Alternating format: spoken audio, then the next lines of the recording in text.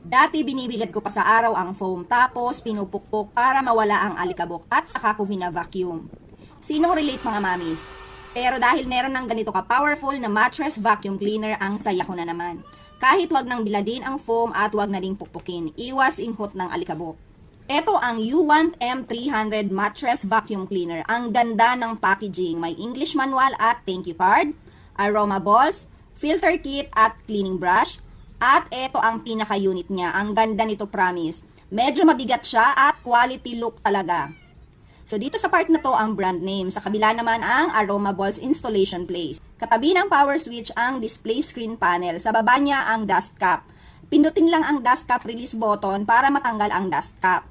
Yang dalawang orange color ay para yan sa roller brush. May lock and unlock kasi pwedeng tanggalin ang roller brush.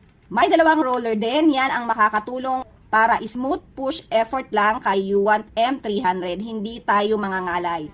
500 watts pala ito mga mamis. Ganito ang pinaka-itsura ng U-Want M300 Mattress Vacuum Cleaner. Kaya ano pang hinihintay natin, simulan na nating maglinis ng kwarto. Subali nilabas ko lang ang foam para malinis ko to ng maayos pati na sa kwarto.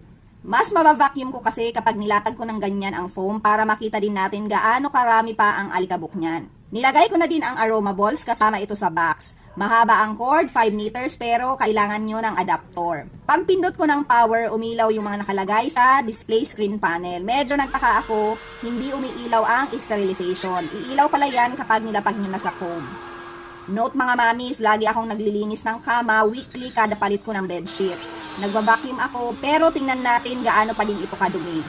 May mattress vacuum talaga akong ginagamit para sa mga foam. Hindi ko ginagamit ang vacuum pump floor sa kama.